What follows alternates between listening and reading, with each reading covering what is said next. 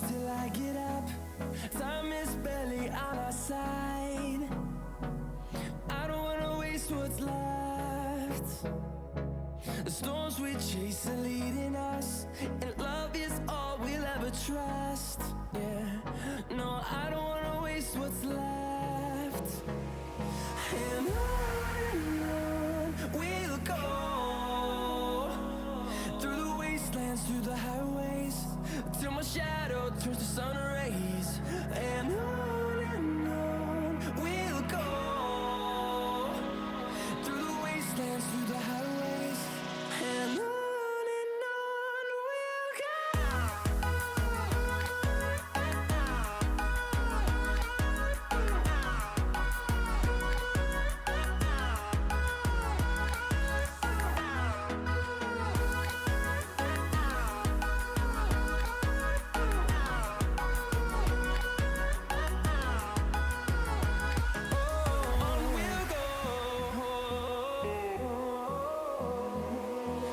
finding life along the way, melodies we haven't played. No, I don't want no rest. Echoing around these walls, fighting to create a song. I don't wanna miss a beat. And on we'll go, through the wastelands, through the highways, till my shadow turns to sun rays.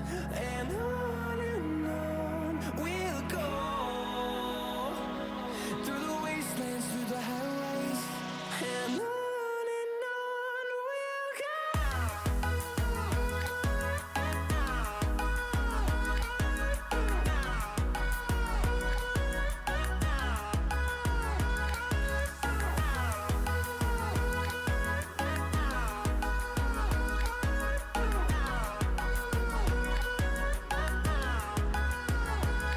And we'll grow in number, fueled by them to see the horizon, turn us to thousands. And we'll grow in number, fueled by them to see the horizon, turn us to thousands. And on we'll go, through the wastelands, through the highways, till my shadow turns to sun rays. And on we'll go, through the wastelands, through the highways, and on we'll go.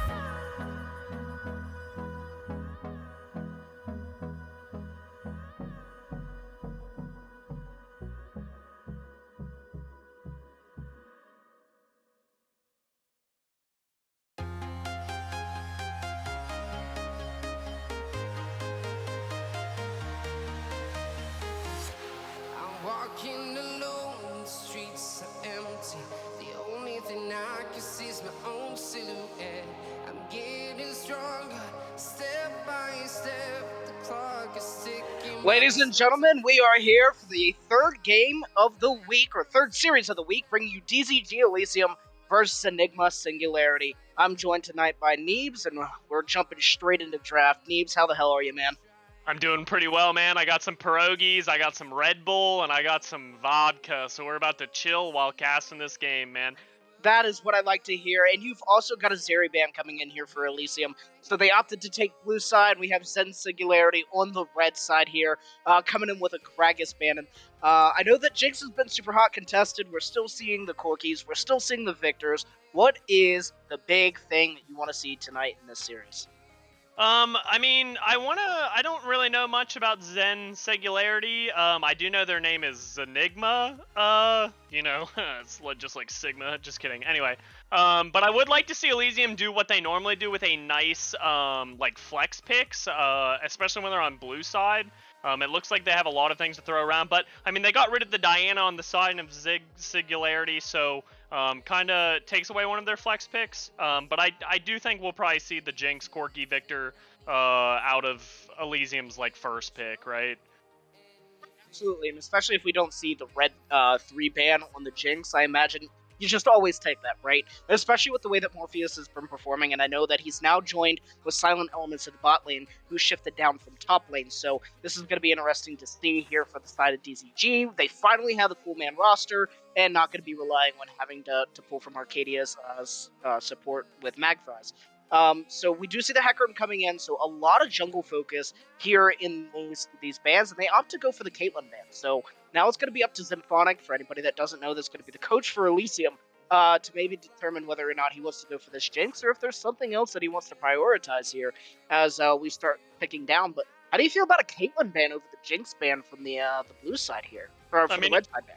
I've seen Morpheus's Caitlyn pretty clean, but I don't know why you would ban the Caitlyn over the Jinx. I mean, Jinx is just a contested pick in all forms of League of Legends right now. You know, even IBS leagues, you got Gold leagues, Plat leagues, you know, Diamond and Master, and even Pro Play. Like, Jinx is just a hot fucking pick right now. So it's very odd to see, you know, the Caitlyn ban over the Jinx ban, especially when Elysium is on blue side. Yeah, certainly. And, like, it's not like they were trying to deny something else, right? They took away an AD carry. I get it. Morpheus is good on the champion. But maybe they're feeling confident here as we do see the Leona coming in from Zenigma Singularity. Maybe as some sort of answer to the Jinx. But Jinx, if she ever gets the move speed ticking, she's going to be fast. It's going to be hard to run her down. So, for Leona, like, she really needs to hit that Solar Flare on point to really deny Jinx compared to a Caitlyn. Congratulations, you don't have 90 caliber net to dodge out of things, but Jinx is still slippery. Now they're pairing it up with a Misfortune here, and maybe we'll see the support pick coming out of Elysium here. I'd imagine so. But that is a pretty nasty combination if you're able to pull it off here. Yeah, I actually really like the MF pick. I'm a pretty big fan of that champion in general. I played it a couple weeks ago in the league that Olympus is in. And I actually think MF is actually very strong right now, especially into these like late game scaling champions. Volibear flexibility, hopefully from top lane. I don't know anything about Elysium's new top lane. So that would be cool if that is a flex pick between their jungle and top, but I definitely think you pick support here and then leave the volley for the flex. So we'll see what Elysium has to answer. I prefer an Enchanter, I think, with Jinx maybe running Cleanse. Get the Lulu, and then, you know, MF tries to fight, you just poly her, and then you just step back. But opts for the Thresh, which is an excellent counter pick into Leona. So really just disregards all of Leona's engage pre-6, and then also allows for some re-engage, and then obviously you have like some nice lane ganks with Thresh Lantern. Really gets you out of them sticky situations. Certainly, if the Flay is on time and performed adequately, then Leona should never be able to really get any sort of utilization out of her Zenith Blade, which is fantastic. Now, I hate picking blue side. I hate picking blue side as we do see the Trundle coming in here, which should help melt through the Volibear, but Volibear has so many build options that maybe he doesn't opt to go tank. Maybe he does, maybe he doesn't. I think there's 3 different build options right now for Volibear. But kind of going back to my previous point, the blue side draft is just very tricky to navigate. You get the first pick priority, which counter pick priority in low elo I feel is like super beneficial as well. I mean, granted, yes, you get the Jinx, but they're able to immediately answer with something they feel comfortable with. But red side is just able to R3 a solo lane and protect it with bans, or maybe they're able to R4 a solo lane and protect it with bans, and then just immediately guaranteed counter pick. And I just feel like that is so strong for the red side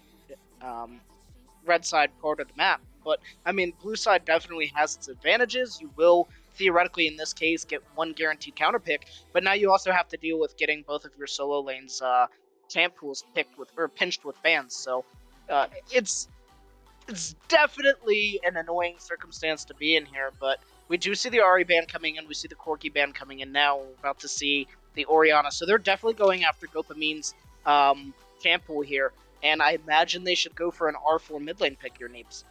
Yeah, I would say if Victor's not banned here, Singularity should probably grab that, just so they have some scaling options. But right now it looks like Singularity's opting for more early game agency with the Trundle MF Leona pick, at least on the bot side of the map. So I would like to see some scaling in some regard for late game. But it does look like Elysium makes a smart play. They ban the Victor. So I guess we'll see what happens here. Personally, I would probably pick my top laner. I think mid is much better to counter on red side. So we'll see what they do. Well, and we still don't know if that's a Volibear jungle or a Volibear top lane, so that does bring in a very big question mark on how they feel about picking here. They actually opt to go for the Yasuo, which I find extremely ballsy in this elo. But the thing here is there's the God setup with the Trundle Pillar. That Trundle Pillar comes in, it's almost instantaneous knockup. I don't think it's as good as a Gragas when it comes down to the synergy with the cask and everything else. But that combination can be very dangerous for Gopamine here in the mid lane Neebs. And it's going to be up to DZG to really find avenues to get themselves in a comfortable matchup here. And we are heading into the final seconds, and it does look like they did not lock anything in time. I'm monitoring chat right now, and it's going to be the Graves coming in for DZG. So that blue 4 is going to be Graves. And yeah, so that's something to keep in mind is that Graves and the Volibear are still flex picks. You can send them either which way. Which one do you think it's going? I mean, personally, I'm like kind of worried about Singularity grabbing the Malphite in this last pick, so I would not send Graves top lane. I would assume Graves is probably going to be either mid or jungle, but with the Nico pick, I mean, they can flex that really around anywhere. I really think Singularity's looking for the Malphite for the Yasuo MF combo. Could be wrong, but it's probably going to be Ornn, or it's... Oh, Kennen definitely adds its own interesting flavor to the mix. And it is a pretty good pick in my opinion, whereas you're not getting the Malphite frontline, Malphite easy engage tool. The Kennen does offer that AP threat to really mitigate the fact that you have it nowhere else in the map. You don't have it in Trundle, you don't have it in Yasuo, and you don't have it in the Misfortune here. So Kennen really balancing out that damage profile is going to be good for the side of Zenigma Singularity. Especially since Graves gets relatively tanky, Thresh gets relatively tanky, and Volibear can opt to go tanky. Now, granted, having all three of those options go tanky isn't the most ideal situation, since you have a Trundle on the enemy side, so something to consider there for sure, but we see everything from both teams, and I gotta say, the Wombo combo potential here, Neebs, from the side of Enigma Singularity, scares the ever-loving shit out of me. Yeah, I think with their comp, you definitely, on the side of Elysium, have to be looking to play more of the 1-3-1, or at least split up the comp. You definitely don't want a death ball against that team, especially with the Kennen. And then with Trundle R actually being a tool to like remove stats from Elysium's tank, you know, you're basically just going to be a piece of paper in between this death ball comp that Singularity has constructed, so... Definitely anxious to see how Elysium plays it. Definitely need to play to their own game. And I think Singularity's draft actually comes out on top here, personally. Yeah, I think DZG, with the options that they had as things came up, checked the boxes we expected to, and I think they did it well. I just think that Zenigma Singularity had better answers. DZG with the blue 1 Jinx, exactly what we expected to see. They saw the enemy bot lane pick, so they picked jungle support. I think that's perfect, well played. They took away concerns in the mid lane, which Ari, sure, go ahead and take that away. Victor for sure, though, right? But then that's when things got a little scattered for me, right? Like, whenever they saw the Yasuo come in, I don't think they really had the strongest of answers for it, or prepared for it, because you saw them use the full amount of time, and even going past time, on their blue 4 pick, right, picking up the Graves, which I like the pick. It does offer them an avenue if they want to split push with that. I just don't know if we're actually going to see that. But now we're getting into the draft, and it does look like we're going to get that top lane Graves. So do you feel like that's the right place to put it? I'm going to be honest. I think personally you actually put the Nico top lane. I think Graves kind of has issues with the Kennen. And also, like, Yasuo... like into Graves is like actually okay. Like Yas kind of wants to get on top of you, and you just kind of like blow him up. So I mean, personally, I'd rather see the Nico flexed up to the top lane. I think she has a lot better answers, and then also like when Kennen E's, she's like stuck in animation, so it's much easier to like land root. even with the speed up. You also just wind walls the root and your Q, and then it's like, okay, what do I do now, right? For sure, yeah. And I mean, the only real usage I see out of the Nico coming in is if Yasuo does connect with the ultimate, then Nico immediately hits R after, assuming she's still alive.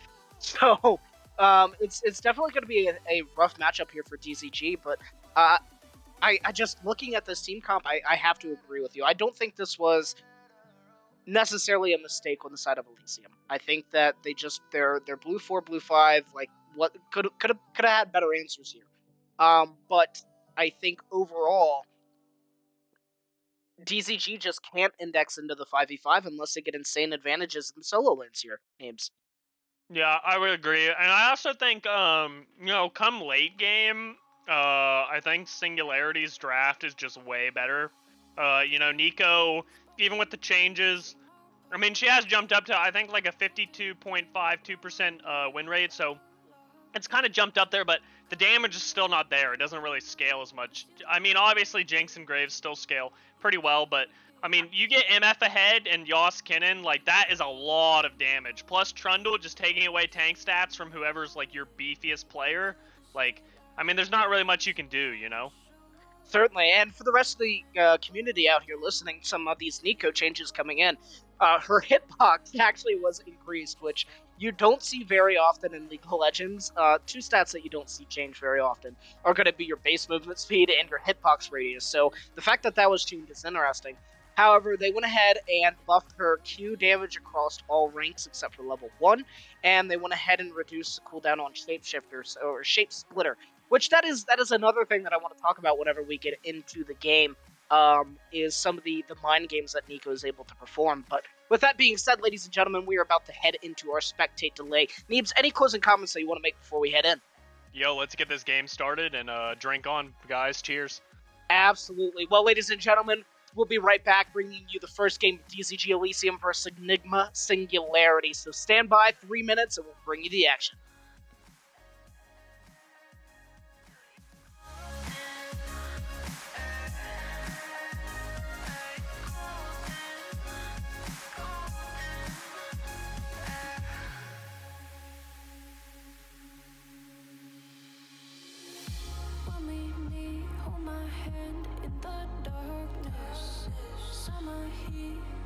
Lay on the carpet, eye to eye, glistening. No, I saw it. I saw it. You're golden, golden. Honestly, you know it. Me onto the street like at the young, so I could show it. You're golden, golden. Honestly, you glow it. Me under the mezzanine, just so that I could show you you're golden. Hey, you're golden. You're golden. Hey, you're golden. Golden. You're golden. Yeah, you're golden. You know it. Yeah, you're glowing. Golden.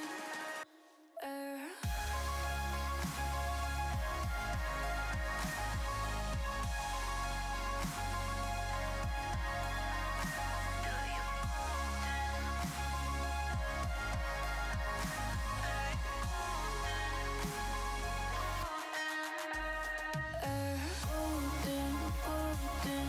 Honestly, you know it. Me under the street or at the end, so I could show you. Golden, golden. Honestly, you know it. Me under the me under the golden. Hey, you're golden.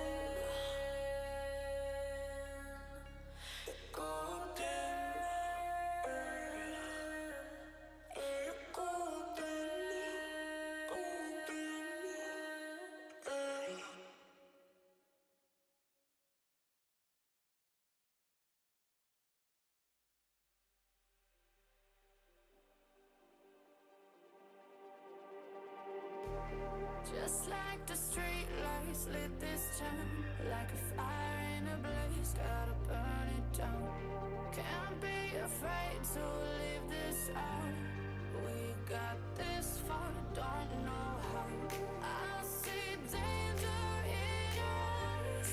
They know we'll burn down the night. Coming just like the sunrise. You know that we gonna let it rain. Tonight we gonna let it rain.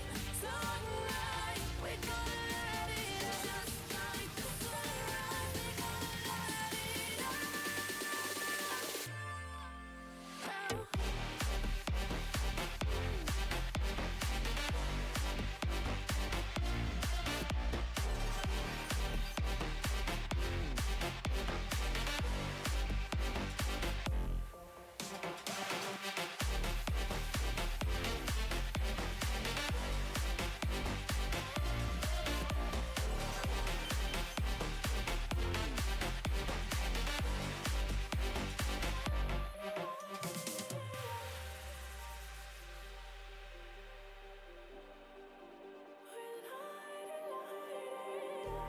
Just like a spark that's breaking out.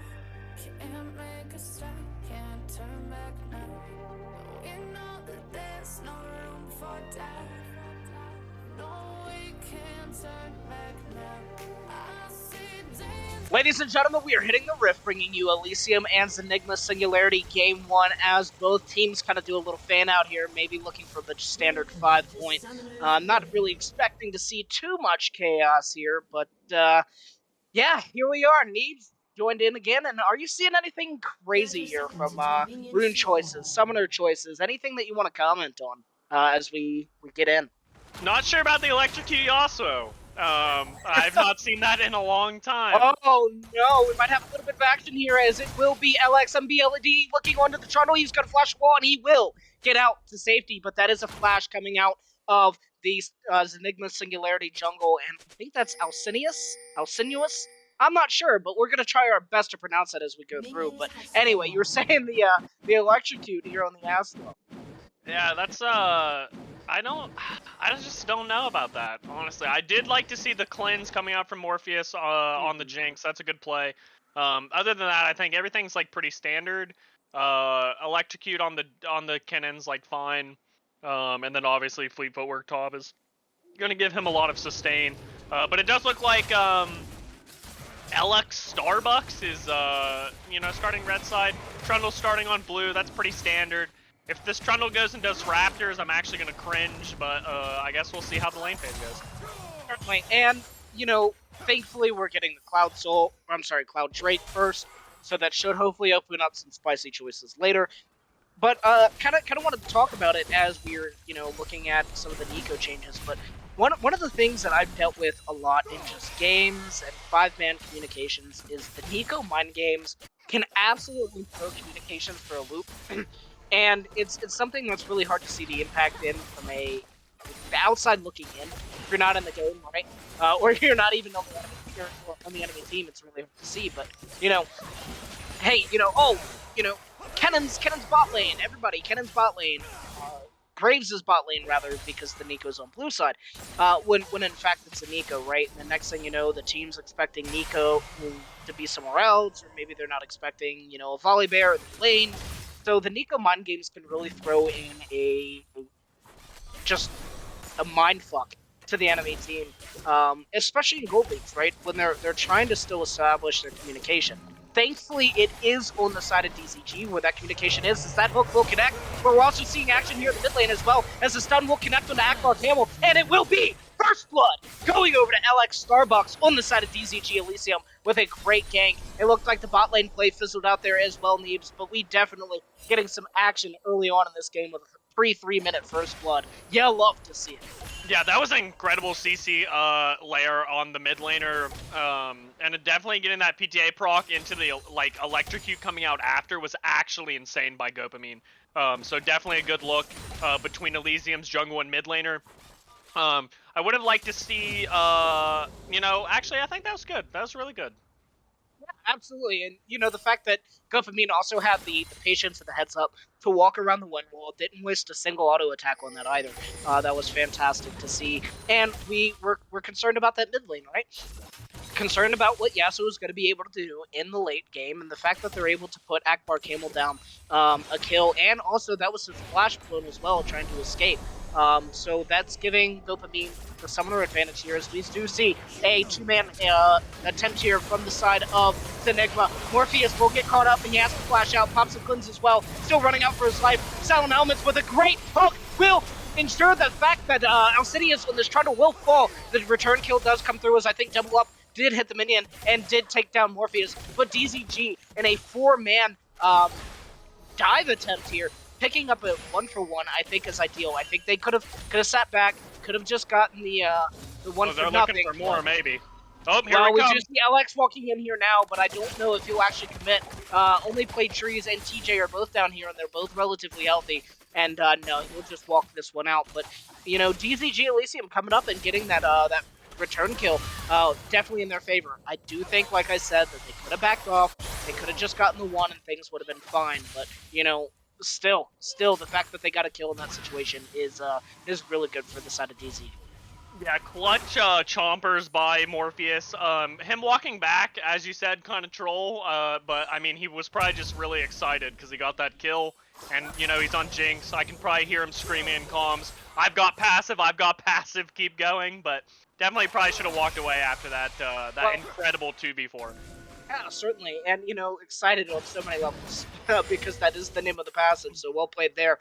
We do see that only plays Freeze is kind of walking around here, maybe looking for something, but does not actually come up into this mid lane, just clearing out some vision. But kind of one of the things that we're seeing here is we saw the jungle. Oh no, as we're seeing maybe another action here down on the bot lane. The hook does connect onto TJ, and it will be a fantastic choppers from Morpheus to dissuade any more engage coming out of that bot lane. Threat there from the jungle and the support as they're walking down, but we're seeing this now. We're seeing this at 5 minutes into this game, Neebs, but it looks like Zenigma's just trying to goon squad on this map. And thankfully it hasn't been effective, but that kind of strategy at this elo is very hard to deal with. Yeah, I think as I was talking about, pre-load-in, they really want to get some agency in this ball lane with the MF Leona, get some kills on MF so that she can actually do some stuff later in the game, but it does look like Trundle's going to contest the dragon. And I don't know what the follow-up play is going to be here, as Akbar Camel is now in between 3 members of DZG. Nico will pop the ultimate, and it will only connect with the Trundle. Nasso on the backline did, I think, get the ultimate, or not the ultimate. Yes, it was the ultimate, onto the Volley Bear. Now Akbar Camel following up on the Silent Elements, as it was Misfortune that took down the Volley Bear. Silent Elements will be hit. He will not connect with the hook, and he will fall. Akbar Camel now picking up a kill, and DZG losing 2 members in return for only 1. That is not what you want to see if you're a DZG fan here, Neebs. Yeah, kind of a really good look by Singularity to check that dragon. I hate to see it, man. I don't know why people try and solo Wind Ocean Drake. Like, Air Drake just does so much damage in Ocean, like, it's literally impossible to pull off of. So, like, early solos on those dragons just absolutely make no sense, right? Like, especially with no prio from either of your lanes. So, just kind of a questionable play, in my opinion, by LX Starbucks. Yeah, and they're just trying to maybe look for any sort of tempo that they can find to accelerate things here, but unfortunately, like you said, getting another fight looking there. Now, Misfortune's sitting 2-0. She is not somebody that you want to get 2 items early, and that's going to be dangerous, as I think this is just going to be an uncontested Cloud Drake coming in here for the side of Zenigma. They're sitting now a little bit with the gold lead here. They're sitting up with the Drake. I think they're feeling comfortable, and, they didn't have good looks at first with this Deathball squad, Goon squad roll, or whatever the hell we want to call it here. But now things are starting to look a little bit in their favor, and DZG need to really find out how to reestablish this early game in their favor. Otherwise, it's gonna be a little bit of an uphill battle, like we already talked about. Late game probably not gonna be in their favor here. Yeah, I mean, realistically, the team's only down by like 100 gold. It's really not that bad at the moment. But like again. I just think Elysium really needs to pay a little more attention to where their win cons are. Like, You know, again, taking early drag against Leona MF when your MF's already 1-0 and you have the scaling Jinx, like, you want to play towards your win cons. And Elysium really needs to start recognizing that before the game starts snowballing into a, you know, some glacial ball that they just can't handle, you know? Well, now it looks like Elysium is going to actually have silent elements here on this thresh start rolling around. Kind of like, oh man, that damage coming out of this Nico is absolutely disgusting. That was 1Q. But yeah, Silent Elements now looking here in the top lane. Maybe they want to start pressuring around this Rift Herald, as it will also be Alcinius X on the top side of the map. Zenfrost walking up here, but it will be LX Starbucks on top of the Trundle. But will he be able to win this fight? He does have Trundle low. He's fighting the rest of DZG, starting to head down, and it will be MBLD who does pick up Alcinius on the ultimate. Dopamine here now to answer Akbar Camel, and I think that DZG just have all the power in the world that they need for this Herald. So well played, DZG, sitting the members to the right spot to be able to get that tempo advantage and hopefully pick up this objective in their pocket. And if they're able to drop that pre-14 minutes, that's going to be a great gold swing for them here, Neebs. Yeah, I think that was an excellent, well-done play. Really good look by Elysium to make those rotates. Silent doing some incredible work here early on for that early Herald play. So, and I mean, realistically, you know, Jinx only 7 CS behind. About to get dove though, so that's kind of unfortunate. Well, Morpheus doing everything he can. He does dodge out some of the damage with the Jinx ultimate, and it will not be enough, as Zap did not give the damage enough for that tower shot to come through and take down Leona. And I mean, I think his life was just on a timer, as Akbar was also roaming down, knowing that that Silent was on the top side of the map. Morpheus just between a rock and a hard places. Now this Misfortune moves to 3-0. Yeah, that was actually a really incredible play by Morpheus. I think you got to move up just a little bit more, because that Zap actually ended up hitting the minion that was tanking the turret on aggro drop. So, you know, a little bit better positioning and you'll get that, but I mean, really well played by him, knowing that, you know, you're into MF Leona. My support's been gone for the last, like, minute. You know, it's pretty doomed on the slow push wave. And I think a lot of people make that mistake. You know, once they got that kill on Trundle, I think Silent just runs back bottom, and he actually saves Morpheus there with, like, a lantern pull off tower. But, I mean, all in all, not too shabby. Again, you know, Elysium actually is ahead in gold, so it's not out of their pockets yet. Just need to avoid bot lane at all costs at the moment.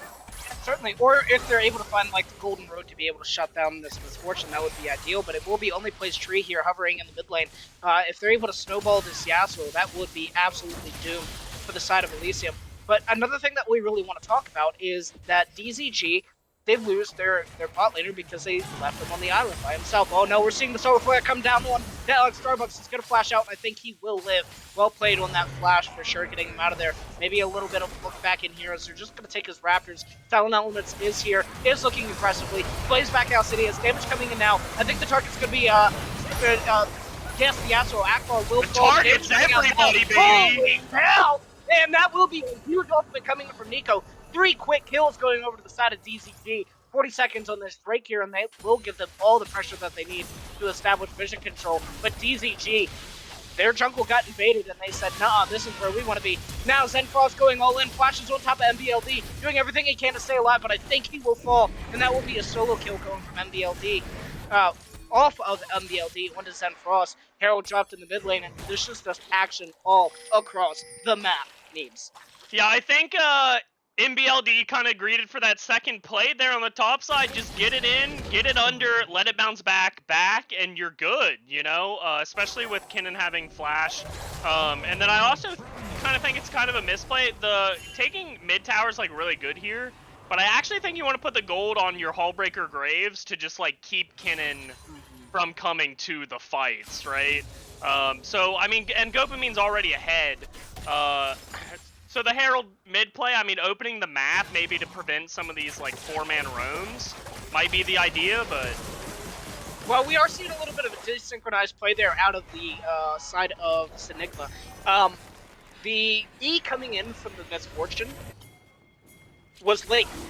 If he had dropped that earlier, that Zenith blade would have been able to connect. But instead, Silent Elements, with all the move speed and the just able to put on his fancy beat, dodge out the Zenith blade, and just able to walk out of bullet time coming out of Misfortune. So, well played on the side of DZG, but a misplay there, in my personal opinion, from the side of Zenigma, as that will be second Drake falling, and we are going to be sitting here on an Ocean map.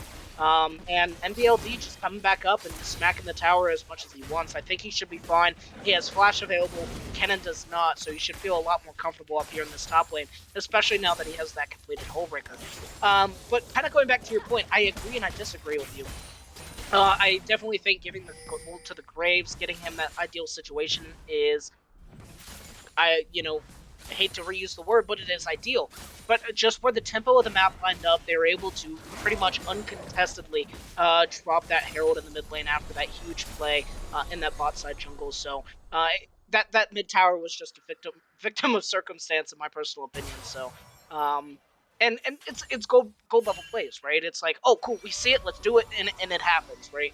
And it's working for DZG right now. They're sitting at a 3K gold lead, Neebs, and I'm feeling quite happy about what I'm seeing out of this Elysium roster so far. Yeah, I mean, again, rebuttaling, I don't think that it's like a terrible play. It's just like not the most efficient, right?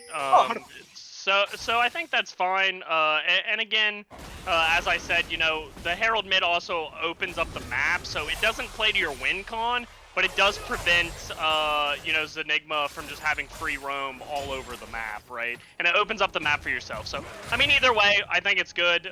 Just personal opinion, I think playing it to your split push threat is better, but it looks like we're about to see some action topside. We are going to see some action. Kennen ultimate popped, and it will be LX Starbucks who pops. He tried to save or live there with the ultimate, but it just was not enough.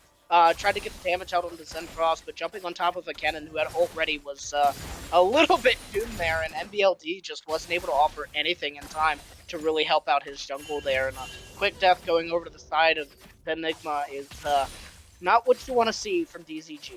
Well, another thing also is, like, why come to the Graves lane? He has Hullbreaker. Like, he's your anchor. Don't go to the Graves lane. Like, you just don't make plays in the Graves lane. That's the whole point of building the Hullbreaker, right? Like, he wants to be a split push threat right now. Well, he might be in a little bit of danger now. His Charter will get on top of him. Kennen's looking for something, and he's forced to flash over the wall, and I think he will live this one out. And, no, 100% agree with you. Hullbreaker, leave me alone. Like, you can literally ping it, and it says, leave me alone. And I know NBLD is brand new to the Elysium roster. He literally just joined 2 days ago. And you know what? Maybe it's time to drop a little bit into that solo queue mentality. Just start pinging your item, and it says, I'm going hunting alone. Leave me be. I'm doing my thing. And he needs to communicate that to LX Starbucks. But the rest of DZG here, maybe Dopamine in a little bit of trouble here. But actually, never mind. Akbar. His health bar just ticking. So it's like, call me an ambulance, but not for me, kind of situation there with Gopamine there and Akbar, and it will be DZG starting up this Herald here in the top lane. Yeah, I think Herald plays really good here. They need to start creating a little more pressure on the map, and they need to start contesting these dragons. Like, yeah, Zenigma has this Death Ball comp, but, you get 4 Ocean Drakes on top of that. Like, doesn't really matter. Oh no, we're seeing some action here as Gopamine is doing everything that he can to survive, pops the ultimate, he goes gold, and somehow Akbar actually gets executed. No members of DZG here to follow up. Silent Elements is now down here, throws the hook, and Gopamine living is what you want to see here. Granted, he didn't get the kill, but that was 3 members down here on top of him, almost 4. Silent Element's now caught up here by the Trundle, who is, not the strongest member of the side of Zenigma, is forced to use the flash and will take down Silent Element. So, but DZG answering with a really good heads-up play in the mid lane, drop Herald, and they're able to, I think, maybe even get that charge off onto the inhib. So a lot of objective pressure there, but it might be Morpheus now. You're in a bad position. He's forced to flash out, uses the Gale Force to get away. Will he be stunned up? And he will immediately pops a cleanse, but will it be enough? And it is. He does survive. Vilcinius is going to be low from the Super Mega Death Rocket, and DZG, both members, the jungle and AD carry there, doing everything that they can to survive, and survive they do as they get away with a robbery there in the mid lane. Neebs. Yeah, I want to roll back that Gopamine play. Oh my gosh, people talking about being fans of Gopamine in Twitch chat. There's some meme going on, and that is why, man.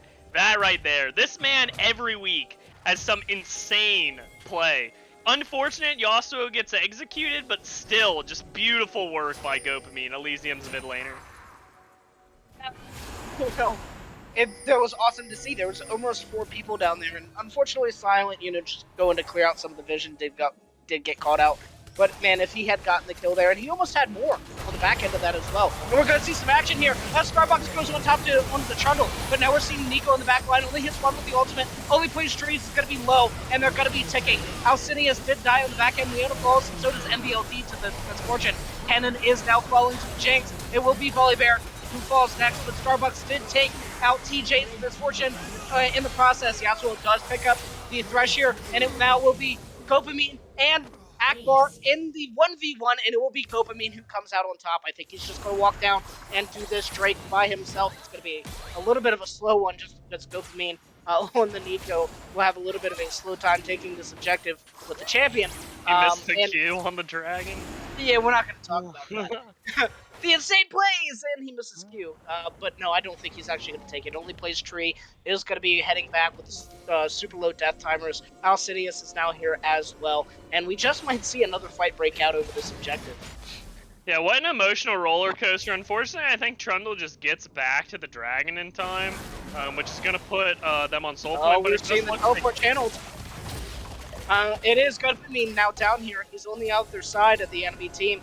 And it will be Silent Elements coming in as well. Alex Starbucks does join the party here, as now Silent Elements is going to be fighting Alcidius.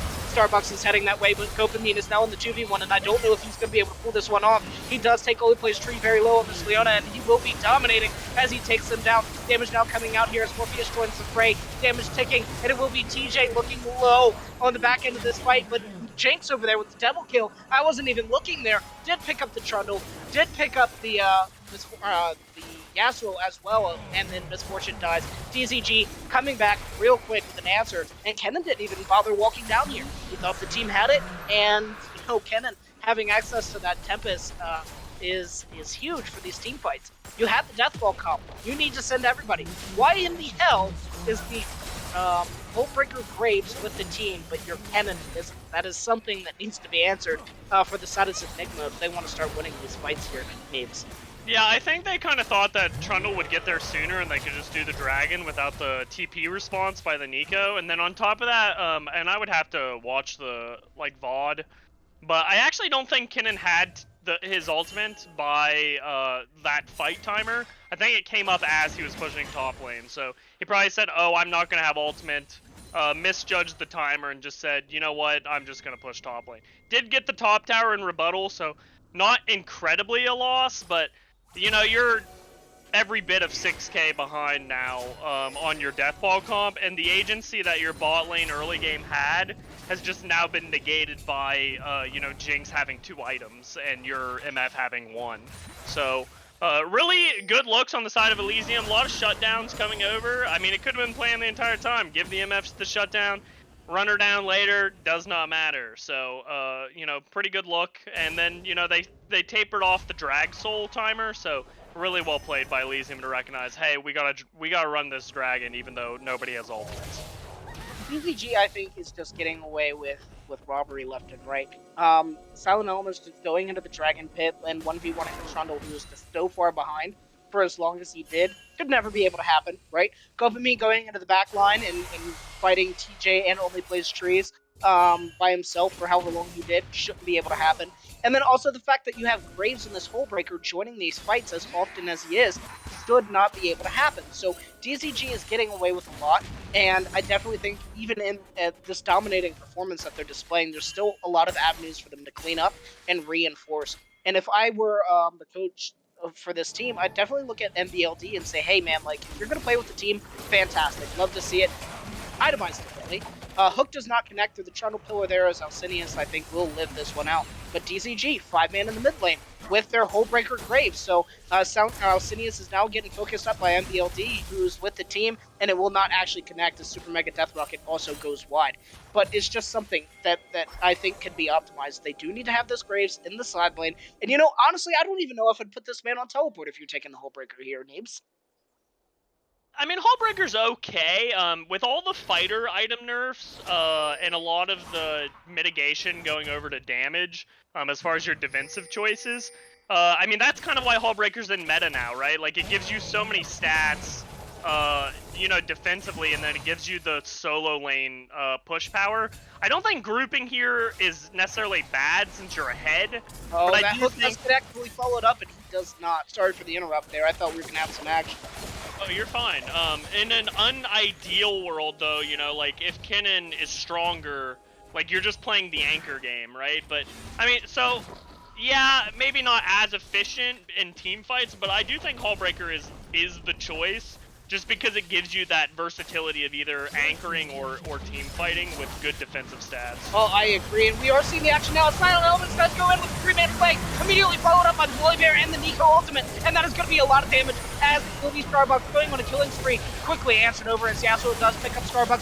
Yasuo in the backline getting a lot of damage. Zaklar is looking for everything that he can, but Morpheus just running it out. He's super excited as he will just be able to kite that one. MBLD does get the kill, as I think he did teleport in there, and DZG are going to be rushing into this mid lane and should be picking up this inhibitor here. But that was a fantastic look from Silent Elements, immediately answered by LX Starbucks. Unfortunately, both of them lost their lives, but it got the team so much more, as Dragon will be spawning in a minute. Nash still on the table here, and DZG, just every time they see these fights, it's looking like it's coming up on the head side of the DZG coin here, Deebs. Yeah, really looking good. Morpheus with some really good positioning. I love the Gale Force onto the MF so that you get away from the Yasuo. Flash, I don't know if he needed to do that, but it was cool to watch. So I think that's going on the man's Twitter highlight reel for sure. Better safe than sorry, especially when you're looking down the barrel of a Yasuo gun. That champion is extremely aids to deal with, but no, the fact that they only lost the jungle and Silent Elements there, I think they have to feel pretty good about picking up that mid lane intip. Should give them so much pressure to be able to contest both objectives that are either up or coming up, as DZG are just in the driver's seat of this objective here. Silent Elements might be in a little bit of a bad spot, plays the team away, but I think he will be falling, as that will be a huge Kennen ultimate coming out of Zen Frost, but it will be Morpheus picking up Akbar on the backline. Now it's going to be Starbucks picking one to Leona as he's going in, but he will be low, as I think he was ulted. Scoping going in and picking up, I think, 2 there with his ultimate. Only plays trees will fall. It is only the Trundle left alive on the side of Zenigma here, as 3 members of DZG will now turn their sights over onto this drink. Man, I'm loving this Nico pick. I think, you know, I've seen Gopamine on Diana. I just love it. I think this Gopamine, perfect. I absolutely love this pick. Well, he might be getting some more here, as he's just doing whatever he wants with these snares, but no, it's a concern that we had. We talked about it in the draft, and then between the two of us, we talked about it offline as we were in the spectate delay. We're like, I don't know how I feel about this B4, B5, and it's working out very well. We have a 5-2 Graves, we have a 6-0 Nico, and then of course the blue side, or the B1 Jinx pick, sitting at 6-3. Morpheus is just looking like an absolute animal, as Trundle has not been having a great game about the Dyna Super Minions here. So, yeah, DZG Elysium, we doubted, or at least I doubted, and you know what? I am happy to eat my words. Yeah, I mean, I gotta say that, you know, Gopamine's given me the dopamine on this Sneeko, honestly. And you're right, I mean, I had some skepticism too, as far as, like, draft goes, but, I mean, you know, you can analyze League as much as you want, but there is one factor that always comes in, especially in these 5-mans, and that's, like, player differential on comfortability, right? Like, if these are the champions that they can perform on, like, even if it's meta or non-meta, like, you want to give your players their best champions. And, you know, maybe Zenf was like, hey, we could have better picks here, and Gopamine and BLD were like, nah, give us this, right? And I think it really worked out for them. So, you know, cheers to Elysium for a good draft and playing it correctly. But the game's not over yet, so, you know, we'll see how the Death Ball turns out into these Fed Elysium members. Certainly, and it's one of the things that we talked about is this Death Ball is volatile, but if, oh my god, Aqua is just getting eviscerated by MBLD. But there's 3 members up here now. We're seeing the teleport channeled out. Nico might be coming into a little bit of trouble as MBLD is just living as long as he can. Now Nico is here. Ultimate come down. Gopamine is godlike, and it will be Kennen who's next on the chopping block. Double kill for Gopamine on this Nico. You'll love to see it, as DZG are now 5 members strong in the top lane. Do they want top lane? Do they want Nash? And I think they're going to look for this Nash here. DZG doing absolute work. MBLD living as long as he did, just bullying Akbar on this Yasuo and giving time for Gopamine to come in here and just eviscerate the lineup of Zenigma. You love to see it, Deeps. Yeah, we're gonna see Graves pick up this red buff, start the split push fucking plays, bot lane, and then after that, man, the rest of Elysium just goes top, and it should be head over heels for the dream of Elysium getting this first win in Runeterra Academy Week 3. Yeah, absolutely. And I would love to see some comeback opportunities and adaptations from Zenigma because I love seeing a series here.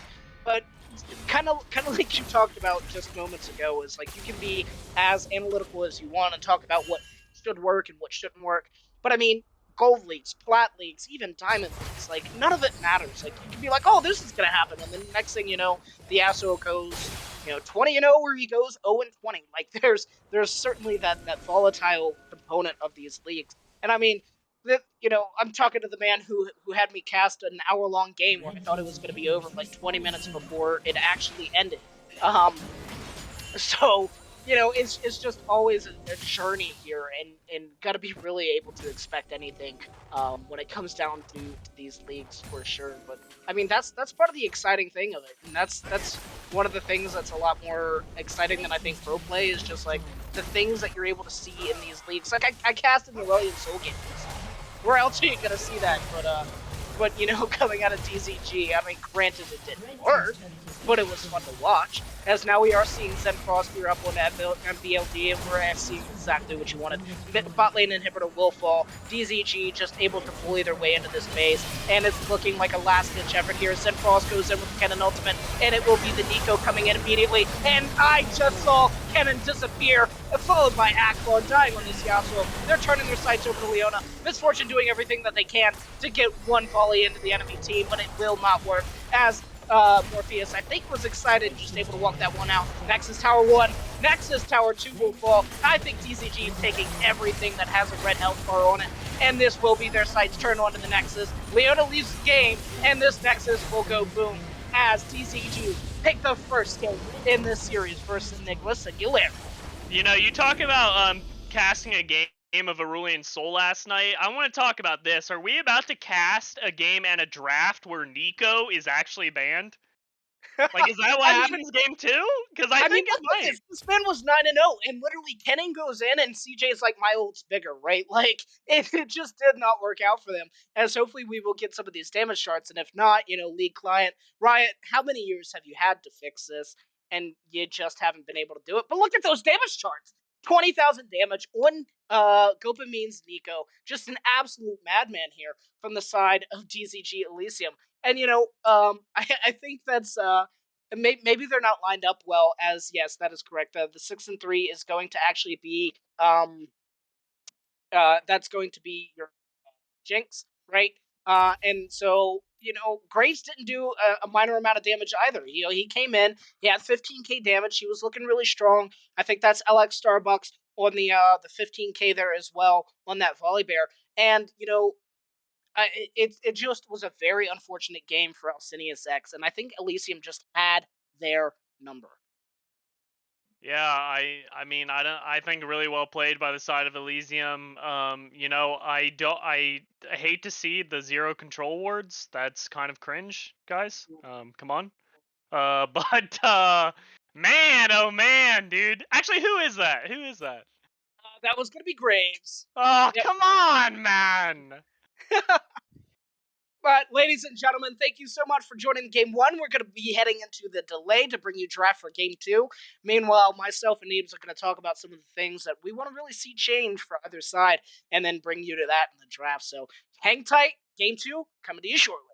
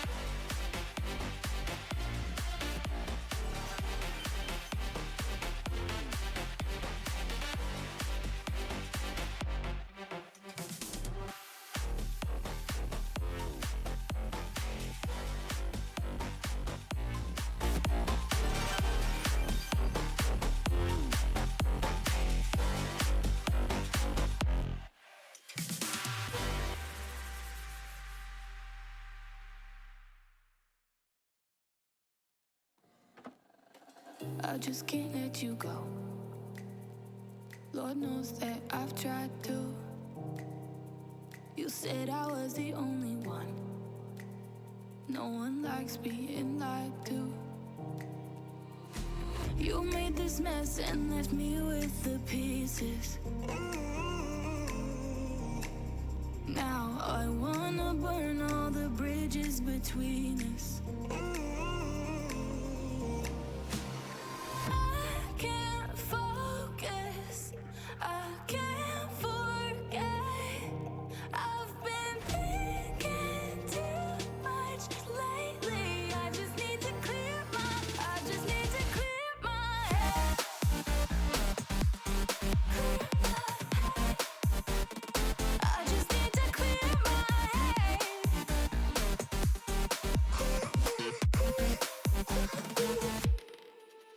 I've been stuck on your memory, but it's not like I need it. And we may have some history, but we don't have to repeat it. You made this mess and left me with the pieces. Now I'm gonna burn all the bridges between us. I can't focus, I can't forget. I've been thinking too much lately. I just need to clear my head. I just need to clear my head.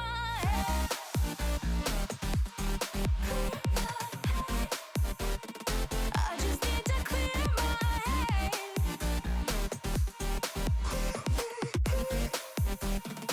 I just need to clear my head. I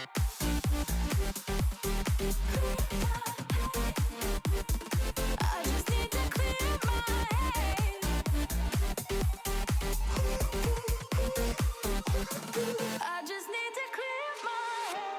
I just need to.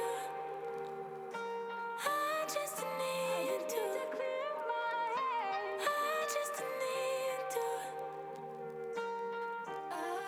I just need to clear my head. I just need to.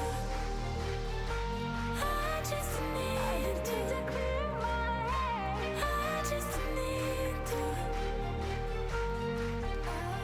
I just need to clear my head. I can't focus, I can't forget. I've been thinking too much lately. I just need to clear my head. Oh, clear my head. I just need to clear my head.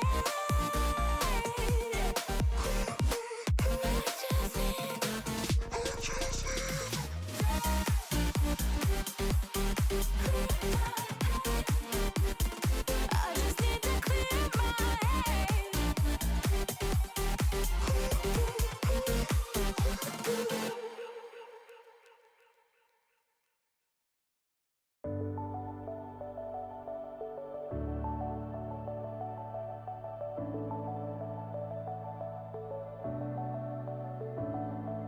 Clouds are stirring up the sky. I was always in denial of what I saw right in front of me. And every time I'm so damn lost to what I loved and what I lost. But let's get lost in love tonight.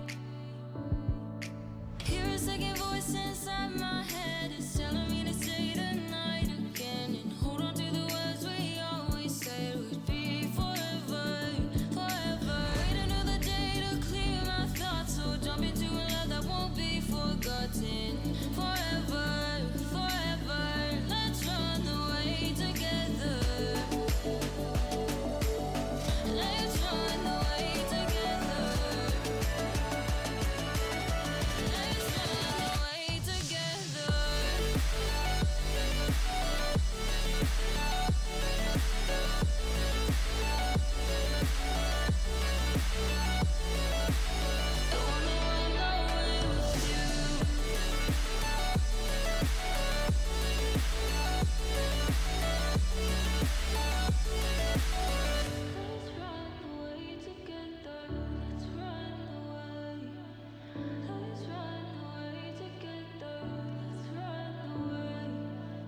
we never say goodbye. Fall asleep to lullabies with something that I thought I'd never find. And what is right and what is wrong, and all I ever saw was love. But let's get lost in love tonight. Hear a second voice inside my head, it's telling me to say the night again, and hold on to the words we always said would be forever, forever. Wait another day to clear my thoughts, so jump into a love that won't be forgotten. Forever, forever, let's run away together. Let's run away together. Let's run away together.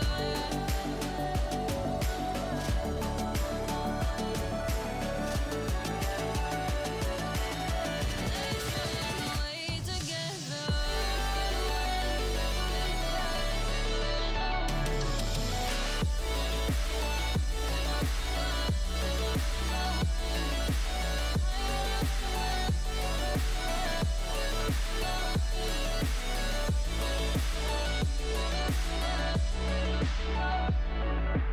Wait another day to clear my thoughts, so jump into a love that won't be forgotten. Forever, forever, let's run away together.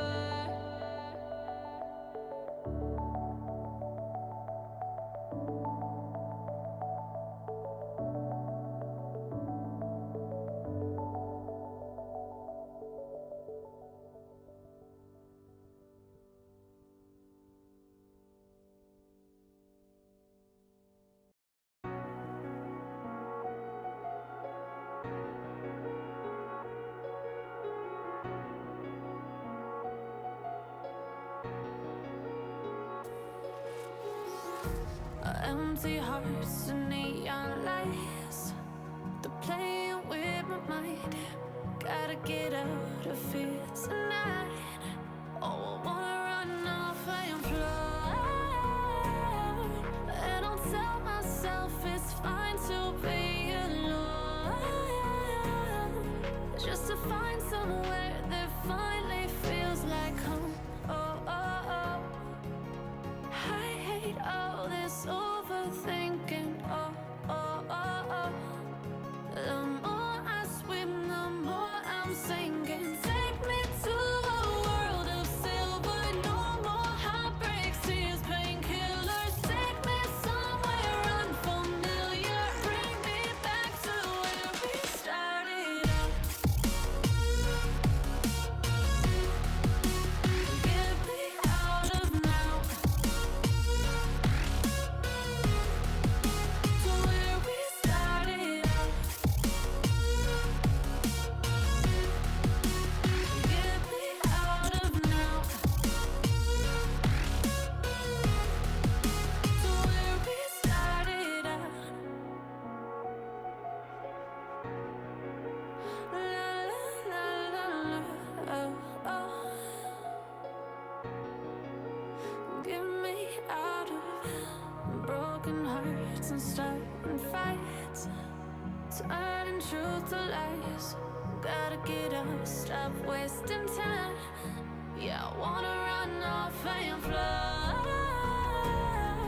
and I'll tell myself it's fine to be alone, just to find somewhere that finally feels like home. Oh, oh, oh. I hate all this overthinking. Oh, oh, oh, oh. The more I swim, the more I'm sinking. Take me to a world of silver. No more heartbreaks, tears, pain.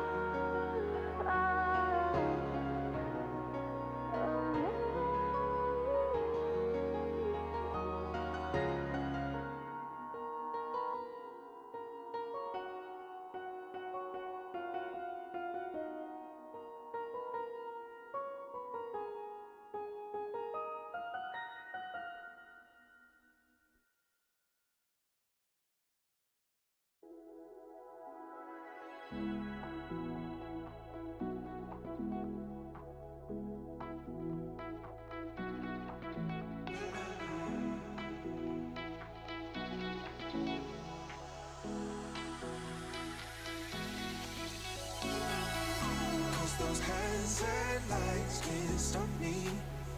I'll just hold on for dear life. Yeah, I can't give up this feeling that I get when looking down from the sky. When I'm with you, when I'm with you, I'm with you,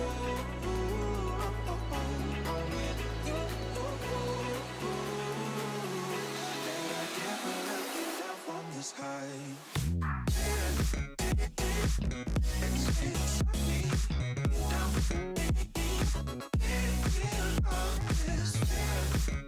All right, ladies and gentlemen, we are here bringing you the draft for Game 2's Zenigma Singularity versus DZG Elysium. Coming off of a very hot DZG Elysium win, we're now heading into the draft phase, and we are having a side selection here, so even if the teams wouldn't have adapted on their own, they're going to be forced to just by the nature of the draft. Now, one of the things that we're really going to have to see here is going to be the priority on this Jinx, as Diana is taken off the table here, but Neebs, joined here again with you. What are some of your thoughts as we head into this Game 2 draft? Dude, the only thing I can think of right now is head empty. Do we see Nico ban? But you know they did switch sides, so that drastically changes the way both teams will be picking, banning now. So I don't have to worry about that as much, but we shall see. The one thing Singularity has to look out for is, Elysium pulling out this Nico out of nowhere. Really kind of questions like, red side, you've got counter pick, final counter pick. So, you get a couple of flex picks in there and it's game over. Certainly. And, we were really skeptical about the Graves ban. Yes! They drew the Graves ban and not the Nico ban, so it looks like Zen Frost did not want to deal with that. His answer with the cannon was not strong enough in the top lane. I mean, yes, he did get a solo kill, but it was literally because the side of Elysium graded for a plate. Hecarim going to be taken off the table, and Jinx is still left up here. Now, granted, we did see the fact that Zen Singularity banned out Caitlyn instead of Jinx, so maybe that's something that Elysium wants to do. They pick Jinx here, and Elysium takes Caitlyn. So, looking for this first blue pick, I'm really excited to see what kind of priority they have from Zen Singularity. Since it's not an instant pick, it's something that they're definitely putting a lot of thought into here, Needs. Yeah, I'm really surprised that Lilia keeps getting banned, but Ooh. I guess their jungler is actually just like a Lilia, one trick. Or not one trick, because he's got quite a bit of Hecarim game, so... I much would have rather seen the Jinx ban, but, it's open now. So, I think, if Elysium grabs Jinx, though, they just go with the Morgana Caitlyn. And that's kind of a bloody combo. Oh, absolutely. You get hit by a binding and you're stuck there for a year and a half. But, I mean, Jinx is still very strong, and we saw it piloted to great success in the last game, even if, Morpheus was left there by himself for a year and a half. So, it will actually be Elysium picking up the Caitlyn, putting Morpheus on this pick, who he's feel really comfortable playing, and then it's going to be up to probably them to pick up a support pick here, which, Lulu, Caitlyn isn't necessarily ideal, but, I mean, it does give you a lot of avenues to really not have to target anybody else. You're able to have a lot of ally-targeted abilities and really deny some of the usefulness of Black Shield.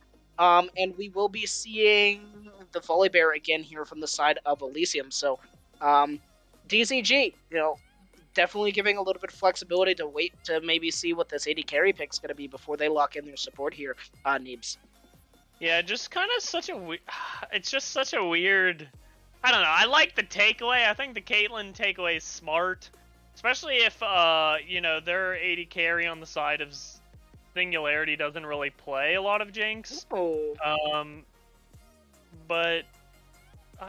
I don't know. I don't know about that, dude. We do get an Ashe pick in here, which should help Morgana land the bindings instead of the other way around, where, Morgana lands a binding, Caitlyn drops a trap. It's going to be Ashe hitting a volley and Morgana landing the binding. So, definitely a little bit of a interesting swapperoo on that. But one thing that I want to point out last game that I was really disappointed in from the bot lane, TG and Only, and their playstyle. Wait, oh! That is actually Morgana not going to be a support. That's not a support Morgana. It's got to be Morgana jungle. Yeah, I would love to. I want to see it, dude. Could be a Morgana mid lane, but I mean that would be a complete transfer of style there from Akbar, going from a Yasuo to a Morgana. A super interactive, kind of mechanical champion to literally just binding and dropping a pool on somebody's head. So that is definitely a swap that I was not expecting. And Silent Elements coming in here with the brand pick, I have to imagine that's going into his pocket in the bot lane. We talked about the Death Ball last time from the side of Singularity. Now I'm looking at the Death Ball coming out of here from Elysium. Volibear Brand. That is an absolutely disgusting combination with Caitlyn literally playing artillery for the side of Elysium. And we haven't even seen our solo lanes yet coming out of this draft, Neebs, but I'm already excited. I mean, you're excited. I'm kind of disappointed, man. Like, Caitlyn's auto attack range literally just, there's my Nico ban, so I'm less disappointed now. But, Caitlyn's auto attack range is just completely out of the range of Rel combo, like her W, right? So, like, if you play Caitlyn into Rel, like, Caitlyn should never be touched. And with the Morgana Ashe, like, you take that bot lane spell shield on the Ashe, like, you just kite their whole team. Volibear can't do anything. If he reaches you, you just have Black Shield. And he should never touch you. So, I really don't like Singularity's picks right now. It doesn't really make sense. And then, like, the brand pick's, like, okay, but, I mean, just run it back on the Thresh, flay Rel every time she goes for the W, and guess what? Like, she doesn't do anything. I agree 100%. The Rel is looking a little suspect, and also the brand not ideal. But I think the idea and the identity is that if anytime Rel goes up for Caitlyn and she just looks like a goon because Caitlyn's able to 90 caliber net out of it, Brand just blows them up with the Caitlyn traps, etc., etc., etc. So I'd love to see stuff like that. But kind of maybe going into a little bit of, the psychoanalysis that I kind of want to do just watching the last game. Every time we saw a really aggressive look coming out of Singularity, it was either Alcidius on the Trundle looking to do something with just a pillar, or it was Only Plays Trees looking to do something with the Leona. And one of the things that I wanted to talk about before we saw the Rel pick was we saw so many opportunities, as we do see a Sylas coming in. That should be piloted by Gopamine, I think. But still a good flex. But, we saw Only Plays Trees looking for stuff ahead of the CC coming out of TJ's Misfortune, right?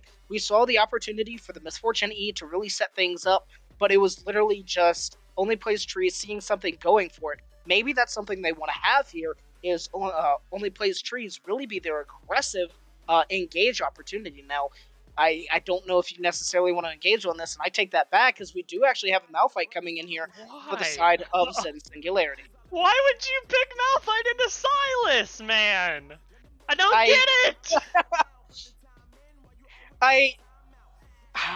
I'm at a loss for words, man.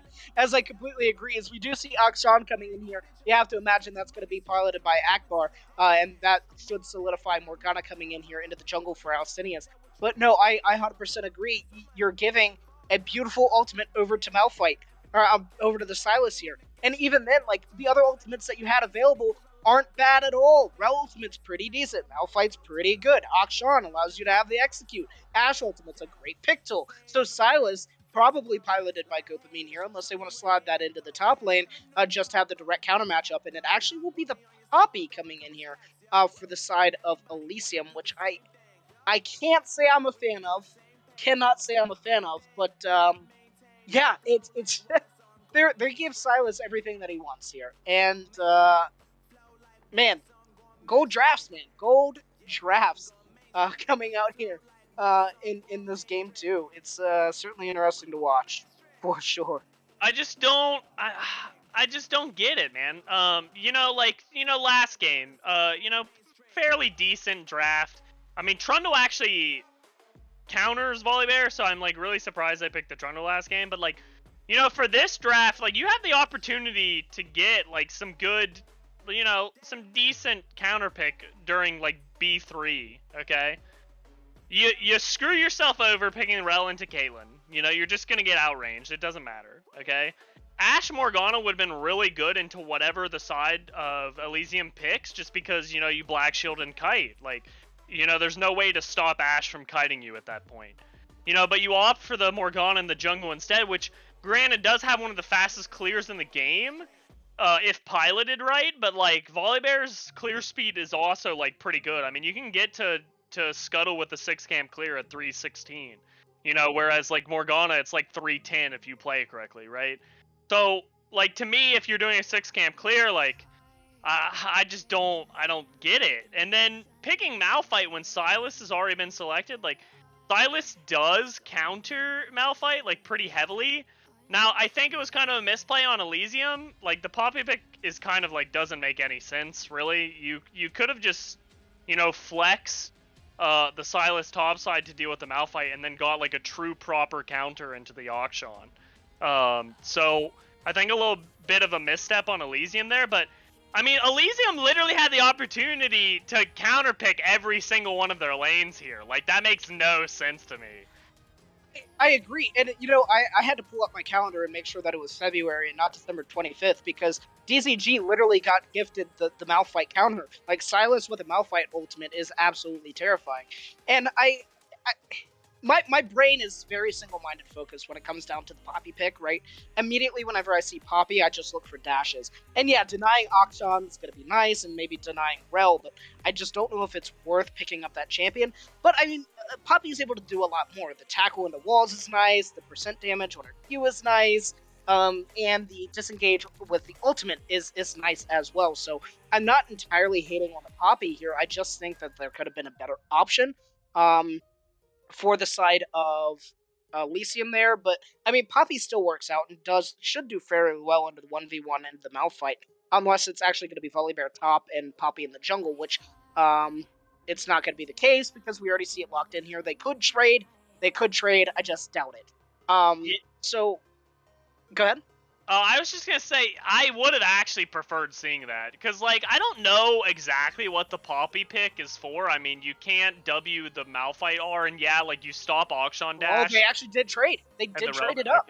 Okay, that makes a lot more sense. You know, you got a lot more tempo coming from the Volibear topside. You push Malphite under turret, where he doesn't really farm that well, and then you just, you know, put Malphite in the dirt. And dueling potential definitely goes on the side of Volibear. You know, after the Q, you Malphite jigsaw Q, you just press your Q and then you just blap him, you know? Yeah, so I do like that change, but like the Poppy just, I don't know. I don't think the Poppy fits in this draft at all. But again, you know, it goes back to whatever players are most comfortable on is probably your best bet when playing in these leagues. So, you know, I think it's kind of a missed opportunity by the side of Elysium, but I think that all in all, not too shabby.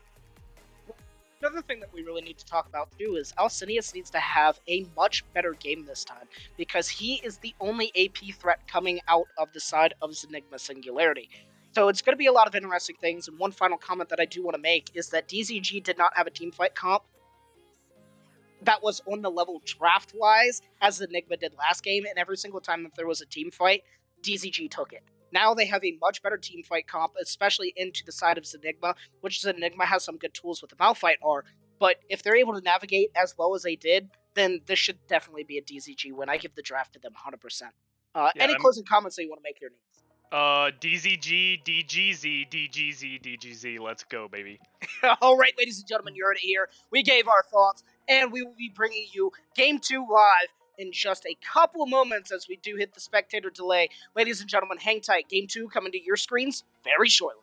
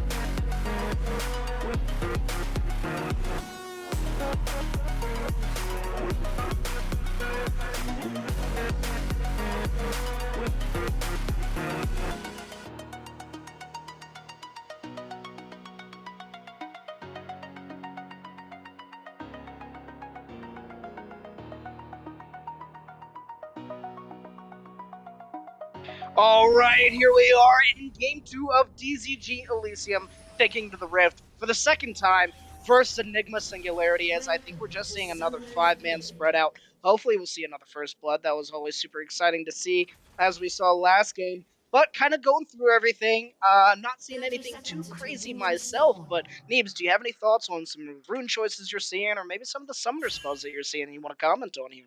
I think you mentioned something about Alcinius being their true AP threat, but I actually think we're going to see an Everfrost Malphite here with the Comet pick. And then he will probably build tank after that, would be my assumption. I think he really is just going to go for this like one-shot build, but we'll find out. And then I don't know about the Electrocute Poppy, man. Like, Predator, come on, let's see it, you know? Like, I feel like your ganks are just way weaker without that Predator rune, so kind of an interesting choice by the side of LX Starbucks, but he did pop off on Volibear into a counter matchup game 1, so I'm gonna have faith in the boy, you know? Well, we are seeing a little bit of cheese here coming out of the side of the bot lane from Zenigma here as TJ and only plays trees step up a little bit. Might be looking for something super cheeky here. But kind of countering your point to Zenfrost on the comment. I personally always take a comment in the 1v1. The trade potential with, you know, throwing the rock and getting my mana flow band procs is always beautiful, and then I just go straight tank often. So there's still a lot of volatility there as, oh no, we might see something here. Only prayed trees, and TJ stepping up here. They're looking on to getting onto Morpheus. He pops the heal, and now starting to cut it back out here. But that was Ignite traded for Ignite, Flash, and heal traded for no summoners, and that was really good for both only play trees and TJ there, getting a lot out of that that GP level 1 there. That should give them a lot of lane tempo and a lot of comfort into this matchup. Yeah, I think Morpheus actually flashed before lane phase even started, so he actually didn't blow flash there, he blew it, like, going into lane. It was already on cooldown. I must have missed that for sure. But Gopamine not trading very well, and I mean, this to be expected. You're Silas into a range matchup. Until you really get your full combo, you're not able to do too much, and you're level 1 healing on your King Maker, King Slayer, I cannot remember, isn't too great. But another point, you know, typically the Poppy rune choice really dictates what they want to do, right? And we saw this last night in the Arcadia games where Poppy had Predator, yet was really trying to invade, which I don't agree with. As MBLD getting some heavy trades here on the Zenfrost, he does get the E-Connect, and it will be Zenfrost forced to flash, and it will be MBLD following up with a flash of his own, will be able to get the damage out, and I don't think he will be, as that Malphite does get the slow onto MBLD's Volibear and able to run him out. So I think that he could have just taken the flash trade and walked out, but you know, hey, we see the blood in the water and want to follow it up. But going back to the point, typically if you see the Electrocute Poppy, it means you're wanting to play that aggressive style. And Poppy here is in mid lane, does use the W, does get onto Akbar's Akshan, and he will fall in the mid lane. Silas picking that up, Gopamine going 1-0, and that does have to feel good for the side of Elysium. As now Alcinius X is looking here on the bot side. I don't know if the members of DZG know, but Morpheus does not have access to the flash. He's going to have to use something cheeky with the 90 caliber net. Morgana having extreme patience here. Silomel's flashes out. Damage coming out now. On to Morpheus as they're looking to hopefully trade it over. Well, forcing the flash out now as Alcinius will get the kill on to Morpheus. And DZG just stepping a little too far with not having access to that flash does spell the doom for Morpheus here. But that is a lot of action. Anything that you want to break down here, Neebs? Yeah, I think really good patience from Poppy. Starbucks just holding his W for after the Auction flash, making sure that he can still disrupt that play. So I think that's really good on the side of Elysium. Really big misstep from Elysium's bot lane, though. Like, you have the wave crashing. You don't have sums. You know, Morgana didn't counter gank the 1v1 top side, so you can assume that she's not top. Like, why push for the tower? Just back, get some items, come back, push the pushed wave, you know? I don't know. The misstep, kind of concerning a little bit, but, you know, they brought it back game 1, so let's see if they bring it back game 2. Yeah, absolutely. And we are seeing, you know, some of the patterns and tempos here as both junglers were able to get a successful gank off. Now, Gopamine getting the kill in the mid lane compared to Alcinius getting the kill in the top lane there, or I'm sorry, in the bot lane on the gank. You know, some of these gold, I wouldn't say discrepancies, but gold allocations here is going to be interesting. As Only Plays Trees is now hanging out level 3 in the mid lane, kind of leaving Ash to do their recall as they wish and look for something, but Gopamine was just, I think, able to walk that one out, as we do see the sad B emoji. Gopamine responded in kind, but yeah, nothing too exciting here as they're looking for it, but they're not getting it. And I kind of want to bring your attention to the immediate Grievous wounds coming out here from Akhdam. Yeah, I kind of hope that, you know, we'll see it pan to bot lane soon, but, you know, with that slow push coming into the Brand Caitlyn, hopefully we see a freeze from Morpheus, that he has the patience to do so. Probably needed to thin that out a little bit, but it does look like Poppy's about to come down here and assist. And yes, it will be Zenfrost on top, or an MBLD on top, but it actually will be Alex Starbucks who gets the kill onto TJ, and MBLD getting the top one, or kill topside onto Zenfrost. Now Only Plays Tree trying to run this one out. I think they will get out, but DZG picking up 2 quick kills here, both topside and bot lane. It feels extremely good. And MBLD getting that solo kill after, you know, abusing Zenfrost earlier. Ultimate does come out, and Dopamine just barely missing out on that Dark Binding. Feels real good for all, you know, positions here on the side of DZG as they will now shift their attention over to this tree. Yeah, I really like the plays, you know, topside recognizing, like, hey, it's Malphite, he can't do anything to me, let me 1v1 the crap out of him, you know? And I think the Divine Sunder purchase is going to be really nice from the Volibear. I was a little surprised to see that he didn't go, like, AP, because, like, then Malphite just can't itemize, but, ooh. Yeah, no, Gopamine here is ticking, and I don't think the Ignite will be enough. As Here comes the W! You need to move, Gopamine! He does get the Dark Pool out onto Gopamine, and Alcinius will take down this Silas. And, you know, maybe he was window shopping, but that flash coming in with just instant pool, you can't really do too much out of that one. And that was just perfect positioning on Alcinius to really pick up that little last sliver of health onto that Silas. But, you know, it's going to be Zenigma striking back here a little bit. Yeah, we should see a lot of AP coming out of this Morgana now, which actually like speeds up her clear substantially. Should see a lot of like power farming. If she doesn't walk to her top side and do this blue Grom together at the same time, I'm actually going to cringe a little bit. But other than that, excellent played by Alcinius. I'm just not even going to say the name. Morgana, let's go, baby. Oh, Dopamine coming up here to get the unstoppable force, I think it is, from the Malphite. It's going to make him feel pretty good here into this mid lane, as he's just going to be able to come back and bully Akshan all day long, theoretically. But, you know, we are seeing the tier coming out of the Malphite. We are seeing the Ruby Crystal. I think he's just going to go full tank, and that works out. You know, Alcinius sitting here 2-0 already. He's going to be a pretty significant EP threat on the side of Zenigma, and I imagine that he's probably going to go with a quick Ludens here, or not Ludens, the Leandries, and really just shred some of the members of DZG if you're able to get any of them locked down. So some of the gold allocation going there very well, and DZG's bot lane not really having a lot of gold, as every other position has 1 kill on their score sheet there. So definitely, as we start kind of accelerating things, I really want to see what each team's going to focus on. But with DZG feeling pretty comfortable with all the gold here, Alcinius is actually going to be sneaking into this top side to maybe try to look for some of this aggression that MBLD has been putting onto this Malphite and be able to turn it around in their favor. But it will be Only Plays Trees flash, or going forward, but immediately flash out of Silent Elements will kind of nullify the play here, as that will be a Dark Harvest coming through, damage ticking out. That's going to be a lot of damage going on to Only Plays Trees. But we're seeing action with the top lane, as that was the Malphite ultimate, but we're now back here in the bot lane. A lot of damage going out on here with TJ, as it will be this both bot laners of the side of Zenigma falling here. Now Starbucks doing everything that he can to survive. He does pop the tackle to get out. Malphite flashing forward. We have the follow-up damage, and it will be Alex Starbucks running for his life. Slow down on MBLD as maybe Alcidius will look here for the binding. It does connect. The damage will come out. Alcidius now on a killing spree. So 3 kills going over, 1 for the side of Zenigma Singularity, 2 going over the side of DZG, as now Gopamine is here in the top lane. Clearing out this ward is very tricky. I don't think the members of Zenigma are aware of what's about to happen to them if DZG do decide to pull the trigger here, but it will be LX Starbucks baiting this one out. Zen Frost, it does get the Black Shield, but LX Starbucks is doing everything that he can to live, and he will live. No, he will fall, actually. Sorry, as Alcinius is now on the rampage, and he will get the return kill onto Zen Frost, but 1 for 1 here. DZG, I think they could have gotten more, but that low health bar when Alex Starbucks' Poppy just, ooh, that was unfortunate. Yeah, such a bloody game so far. Really unfortunate Volibear walks the one way, the one choke, where he can't dodge the binding. Like, take the long way and then back step up. Like, man.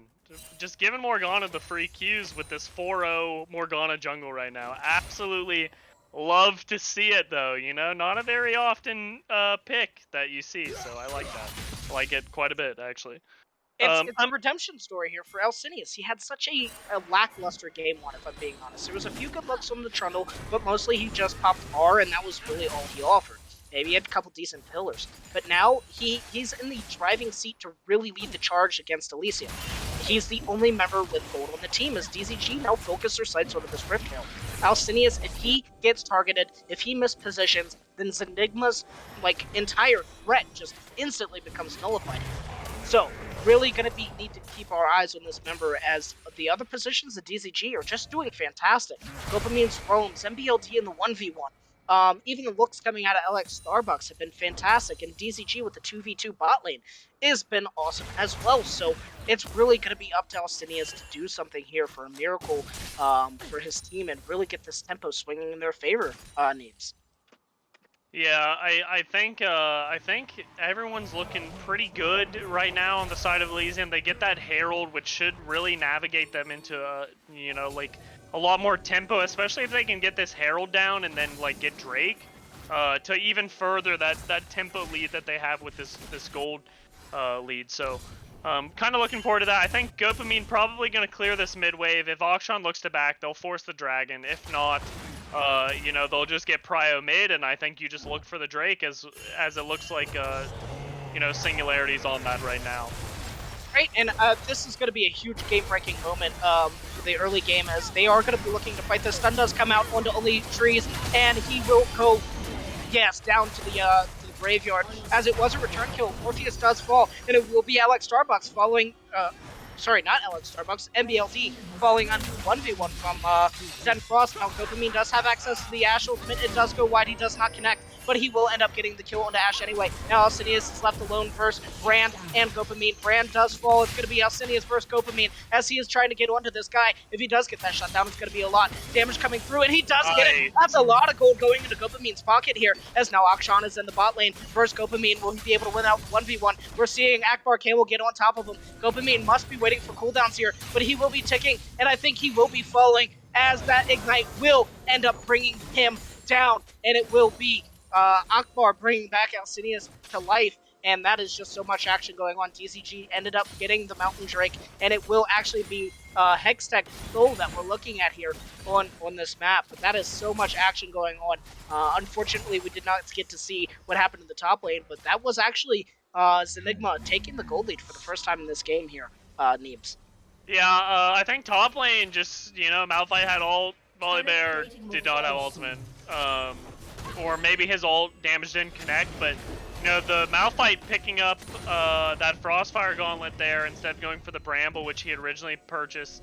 Not too bad getting your Mythic Power Spike, but honestly, I think, and I think I mentioned this earlier, but maybe I didn't, I really would have actually rather seen the Riftmaker Nashers build from the Volibear. Just because the sustain is just way better, and then on top of that, it makes Malphite have a really hard time itemizing against you.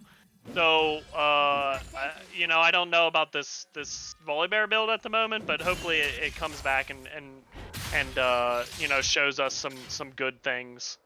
Well, TJ might be in a little bit of trouble, but I think the side of Zenigma are here to able to respond as they do pop the Rift Herald on the bot side. Tackle comes in, and that will be TJ just getting absolutely eviscerated by Silent Elements on this brand, but now Alex Starbucks is in a little bit of a bad situation. Uses the flash to get out, and I think they will be fine, as it will also be Akbar down here onto this bot side. Interrupted. Was interrupted by the Volley Bear, and now DZG are 4 members strong here in the bot lane compared to the 3 members. Now it will be MBLD fighting Zen Frost up here, who did get his teleport interrupted, but I don't know if he's able to win this one. And actually, I think he will be, as that's going to be the flash coming out of Zen Frost. MBLD backs up, I think. Oh, no, he doesn't. He does go back in and gets the solo kill. So well played, MBLD does get the teleport interrupt, does get the solo kill. DZG get the tower in the bot side, and also get a kill for their troubles. And DZG, that was a fantastic play all across the grid. We love to see that. Yeah, that was a really good play by Elysium on the bot side, and the interrupted teleport play actually just brings so much to the table to swing that over to the side of Elysium on what almost looked kind of like a doomed play. So pretty good on the side of Elysium to recognize and react. So very well played, very well played.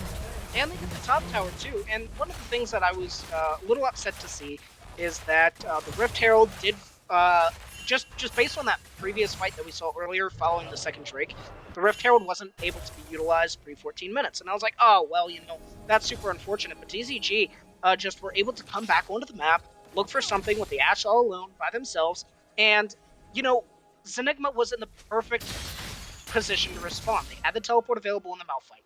They had both Only Plays Trees and Akbar in position to really answer them. But unfortunately for the side of Zenigma is, oh, Gopamine, you are deep in enemy territory, friend, and I think they know you're there. But he is looking for something pretty cheeky there, as I do think that he might have just grabbed, yes, he did. He grabbed the Ashe ultimate. Now he's going to actually be hit with an Ashe ultimate of their own, and he's probably just going to be able to run this one out. But going back to it, you had the members of Zenigma able to respond with that teleport interrupt. Huge. The fact that DZG were able to send their members there to answer. Huge.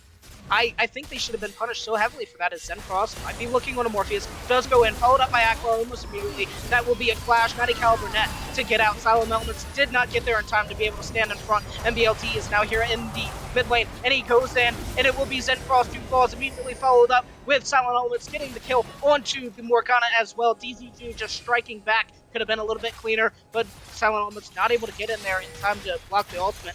But this is still going to be a DZG play, and Herald spawning here in just a couple seconds, and I think we're seeing the assist pings coming out. 2 members of DZG on this mid tower, 2 members of DZG up on that Herald, and DZG is taking whatever they want. Especially with 15 seconds, we're seeing that first tactic Drake spawn.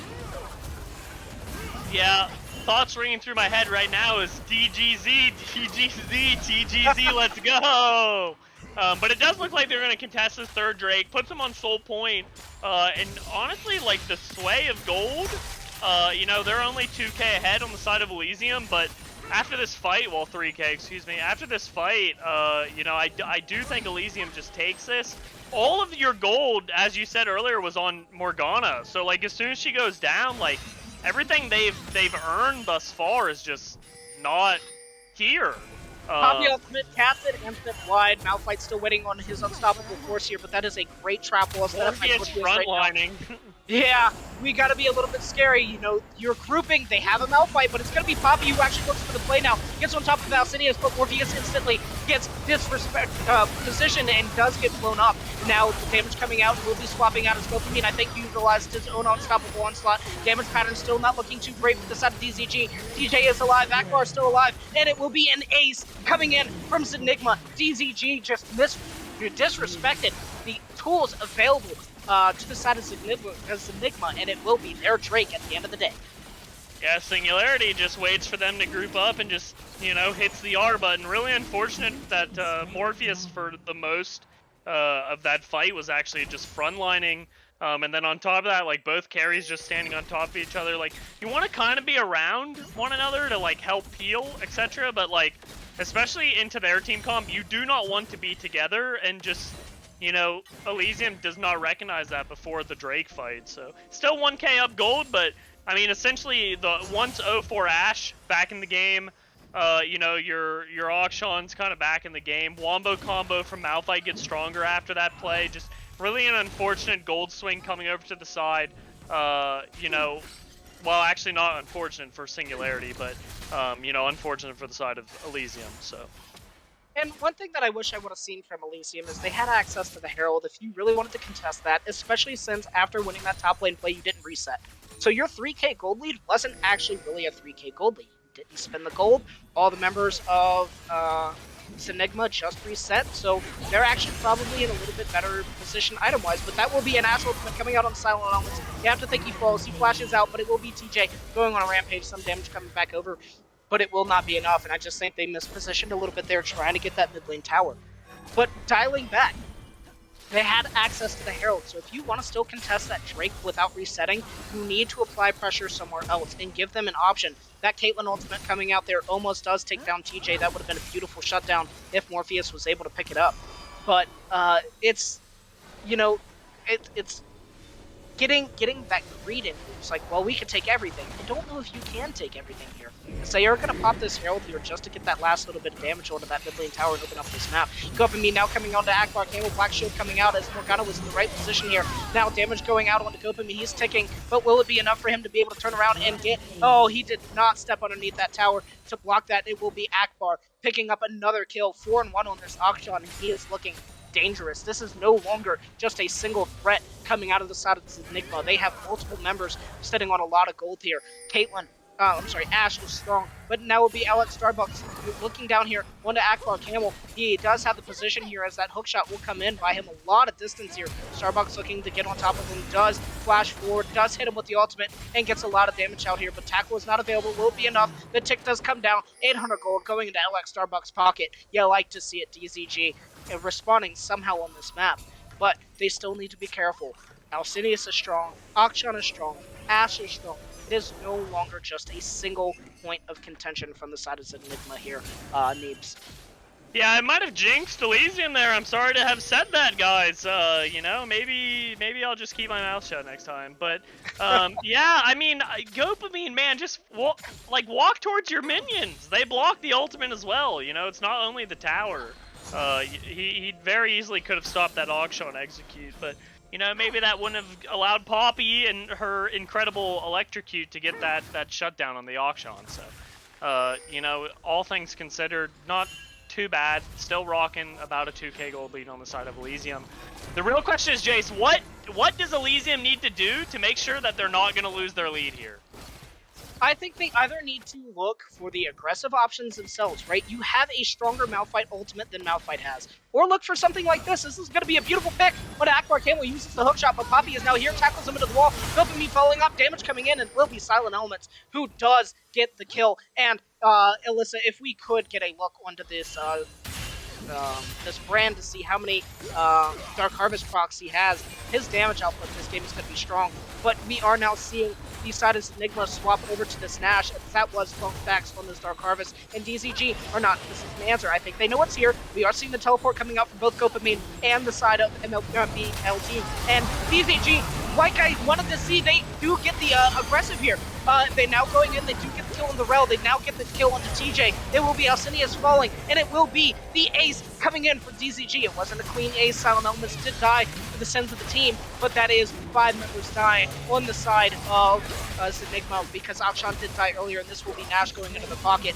And I was literally about to say it. I wanted to see DZG either look for the aggressive option. They have a better Malphite ultimate than the side of Zenigma have. They have good engage tools. They just need to make sure that not on the receiving end. They need to make sure that Morpheus is not just able to get blown up by Zen Frost. And they do that. They saw all 5 members clumped up. Gopamine went in with the Malphite ultimate, and just layering the damage there was beautiful from the side of DZG, and I think they are now thoroughly in the driver's seat, as we are going to see the 4th Drake of the game spawning, and I think it's going to be DZG's here to take teams. Yeah, DZG with some ESP, reading some casters' minds and the analytical viewpoint of let's make a play and then go to the Baron, man. But I cannot believe, you know, Zenigma decided to do that Baron. Like, you got Ash, like, you got no damage, you know? Alright, well, it will be Gopamine caught up here, and I think he should be able to walk this one out, but it will be the Malphite ultimate coming in, and it will be Gopamine living just that W healing, doing so much. But hey, you get the Drake, you lose Gopamine. I think that's fine. But for the members of Zenigma, they should feel pretty happy just getting anything out of that. I think they wanted more, but they did not get it out. But this will mean that Gopamine's split push pressure is not going to be nearly as strong because he no longer has access to the Nash buff. Now, DZG really need to analyze what they want to do on this map, right? Gopamine does not have access to the Nash buff. They have no access to the teleports. They're going to lose their mid lane tower. Now, how do you macro this one out? There's neutral objectives to fight over. But Starbucks is going to be looking here in the mid lane maybe for something, and I don't think he wants that as it's 4 members of the side of Zenigma here. We do see Starbucks. I'm sorry, I keep doing this, seeing him play game 1 on the play bears throw me off. But I think Silent Elements is just going to get the solo kill onto both. Maybe Alcinius, and he does double kill. Silent Elements, baby! will give up the madman. Yeah, someone get this man a highlight reel. Let's go! And the bat, look at that back. That is a beautiful skin, bro. Beautiful skin. Holy, no, Silent Elements, he, picked up the brand, and he is playing with the gold of a mid laner, and he's just making it look easy. This man is a field player, does everything. Now MBLD turning off this tower, getting on top of DJ, will it be enough? Akshan is now here, and MBLD turns back online, and Ash is just able to kite him out. But it will be decided DZG, Starbucks, and Morpheus down here. Now Gopamine goes in, does hit with the Ash ultimate, does kill DJ. Starbucks and Morpheus now focusing their sights on this mid lane inhib, and I think they're just going to be able to get it uncontested as just body count for the side of DZG is just looking so heavily in their favor, and so is that gold lead, 7k. DZG, we love to see it. Yeah, feel about this anathemas from MBLD being on the Morgana. Like, it's post 20 minutes. Morg went from being 6-1 to 6-5. Like, move the anathemas, beautiful man. ultimate, Alex Starbucks. No, and I agree with you. I maybe put it on a different target, but no, Starbucks coming up huge here with that ultimate to deny any sort of aggression from that Malphite, and literally just the team able to walk out. This is DZG just firing on all cylinders in this mid to late game. Yeah, it's looking pretty good. It's looking real good, honestly. Not as good as you do, Jace, but you know how. What a sweetheart. You know what? You're 5 days late. Valentine's Day was Monday, but I appreciate the sentiment here as we are seeing DZG come out on the Rift. They have a lot of gold in their pockets, and one of the things that I say all the time, and I think it's super important to notice is gold leads are one thing, but when you don't see the gold lead in client, right? You just see the scores, you just see the items, right? You don't see the gold in the pockets and everything else. So it's not as much of a mental factor as it could be led to believe. But right now, DZG with 19 to 25, their members super strong. This brand literally 2v1ing the carry, not even the just the support and the jungle, right? But he soloed the top laner and the jungle. That has to feel really good for a mentality focus here from the side of DZG, as we might see some action here in the spot lane, as it will be Akshan and MBLD fighting in this 2v1. It's about to be a 2v3, maybe even a 3v3. So many members joining this fight down here, and it will be Gopamine picking up the Malphite ultimate, going now onto Alcinius. Stacks the health bars looking extremely low. Gopamine does take down Alcinius. Zenfrost now going to be next on the chopping block. Silent Elements on a killing spree. Gopamine stepping forward for TJ, but I don't think he'll have it. He does go gold, and it will be the members of DZG pressuring on the spot side tower as Morpheus is heading up to join. Now, that's going to be Soul coming up for them in a minute if they do choose to back up for it, but they have, all members alive on the side of DZG, 3 members dead on the side of Zenigma. I think this will be bot lane tower, as that will be super minions in the base. TJ has to answer that. Ultimate coming in now. Morpheus rushes in, and he will get the kill, and it will be now the Rel falling as well. DZG have their focus set on these Nexus towers. One's going down. That's 1 Nexus tower down, 2 Nexus towers down. Akshan's going to be up, but I don't think it's going to be time. This is a creep to the bottom of the side of DZG. Well played, well played. Excellent looks, excellent play, and I honestly thought they'd get that inhib bot and just fall back to the dragon for the easy soul, but honestly, I love the cojones on this DZG team. They're just like, you know what? We're going into the base, and it's over. We're gonna end it. So I like that. And now we're seeing some damage charts here, and if I am not mistaken, that's 16k damage. I think it's gonna be Gopamine But that 17k damage, I think, is going to actually be the brand. Just kidding. 9, 4, and 8 was actually going to be your volley bear. 9, 4, and 9, I believe, was going to be Silent Elements, just doing a metric fuck ton of damage on that brand. He looked like an insane player this game, and honestly, Neebs, I couldn't even pick a player of the game this series, but Silent Elements slotting down there. He went from top lane. This man has played every position on this Elysium roster. I think at some point or another, he's played AD carry for this team. He's played top lane for this team. He's played mid lane for this team, and now coming in and looking like an absolute madman on this support pick. I love to see it here, Neebs. I love to see it.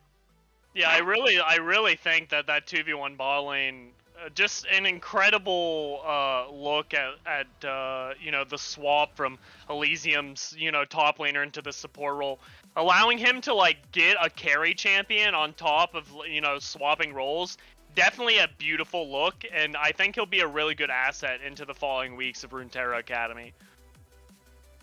Just overall, this is the first time that this DZG roster has hit the Rift as a 5-man unit, right? MBLD coming in just a few days ago slotted in so well to this team.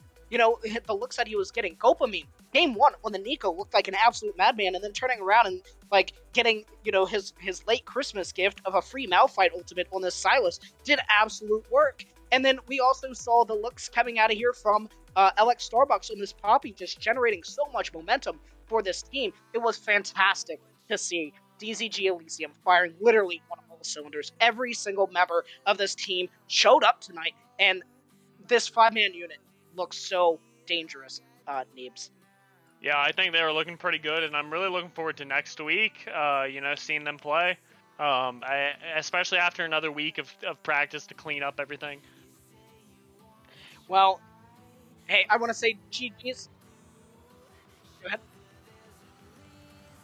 Yes, that is correct. So all 3 DZG teams picking up the dubs this week. It is a great week to be a DZG fan. It's a great week to be in the DZG organization. I'm so proud of every single team this week coming out and really performing. We had good old Neebs coming in with the dub Thursday. Arcadia with Mags and Trey's team coming in last night, and DZG Elysium bringing in that full sweep. I love to see it. But Zenigma Singularity, there was a lot of good looks out of that team tonight as well. They had some moments that really showed up. Alcinia's coming back after a hard game 1. Hey, well played. Everybody, thank you for coming out, and always thank you for supporting the DZG stream and the DZG organization. With that being said, Neebs, any closing comments you want to make? Yeah, make sure you guys check out Olympus's next win this coming Thursday, baby, and I'll be there doing some pew-pew with the 1-2 Blapperoo. We'll see you guys next time. Is this you guaranteeing the win here, Neebs? Bro, I said what I said, bro. He guaranteed the win, so ladies and gentlemen, I will be coming back Thursday with the cast. Come check out DZG Olympus take into the Rift on Thursday. With that being said, once again, thank you for your support. DZG, signing off.